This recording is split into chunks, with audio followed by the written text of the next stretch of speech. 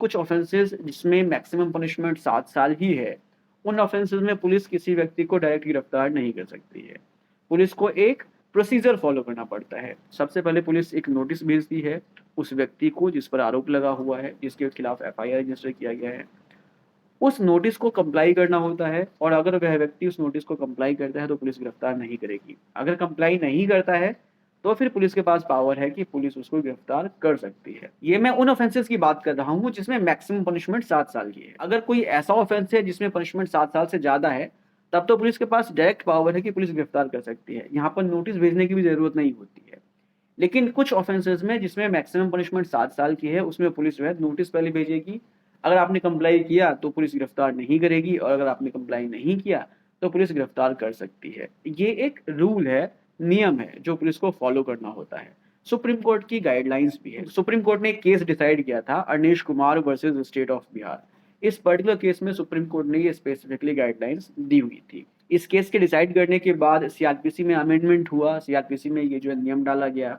अब जो ये नया कानून बनाया है भारतीय नागरिक सुरक्षा संहिता, इसमें भी ये नियम है कि पुलिस जो है सबसे पहले नोटिस इश्यू करेगी और उसके बाद गिरफ्तार करेगी अगर गिरफ्तारी की ज़रूरत पड़ती है तो। लेकिन आपको अपने दिमाग में एक चीज़ फिट करना होगा कि गिरफ्तार ना होने की श्योरिटी नहीं है।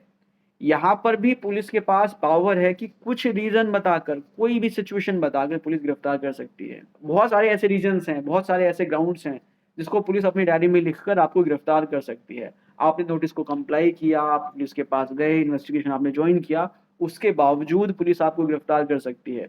सो बेसिकली आपको अगर अपनी गिरफ्तारी से बचना है तो सबसे पहले आपको उस केस की सिचुएशन को समझना पड़ेगा। आपको उस पुलिस वाले के मूड को समझना पड़ेगा, जो आपके केस में इन्वेस्टिगेशन ऑफिसर है, आपको उसके मूड को समझना पड़ेगा।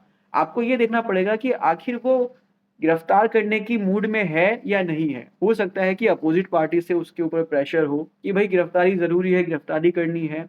हो सकता है कि उसने पार्टी से पैसे खा लिए हैं कि भई गिरफ्तार तो करना ही करना है। तो इन सभी सिचुएशंस में आप कितने ही रूल्स फ़ॉलो कर लो, आप नोटिस को कंप्लाई कर लो, लेकिन पुलिस आपको गिरफ्तार कर लेगी।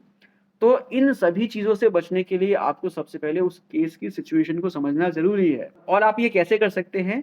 इसका सिंपल सा तरीका है कि आप लॉयर एंगेज कीजिए, आप अपना एडवोकेट एंगेज कीजिए और उस एडवोकेट के माध्यम से आप उस पुलिस ऑफिसर को सबसे पहले अप्रोच कीजिए। और जब आपका एडवोकेट उस पुलिस ऑफिसर से बात करेगा, उस पूरे केस की सिचुएशन को समझेगा, तब कहीं जाकर समझ में आएगा कि उस ऑफिसर का मूड कैसा है, वो आपको गिरफ्तार करना चाहता है या नहीं चाहता है। और जब ये क्लियर हो जाए कि वो आपको गिरफ्तार नहीं करेगा, तब आप उस नोटिस को कंप्लाई कीजिए और उसकी इन्वेस्टिगेशन में पार्ट लीजिए। लेकिन अगर आपको अपने एडवोकेट के माध्यम से ये लगता है कि उसमें गिरफ्तारी हो सकती है, वो पूरे मूड से बैठा हुआ है कि वो आपको गिरफ्तार करेगा, तो यहाँ पर अल्टीमेट जो आपके पास ऑप्शन है वो है एंटीसिपेटरी बेल।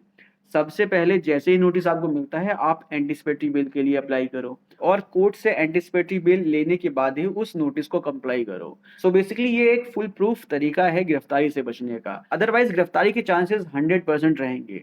उम्मीद करता हूँ कि वीडियो इन्फॉर्मेटिव लगी होगी। अगर इन्फॉर्मेटिव लगी है तो शेयर कीजिए। मिलते हैं नेक्स्ट वीडियो में। Take care, bye bye.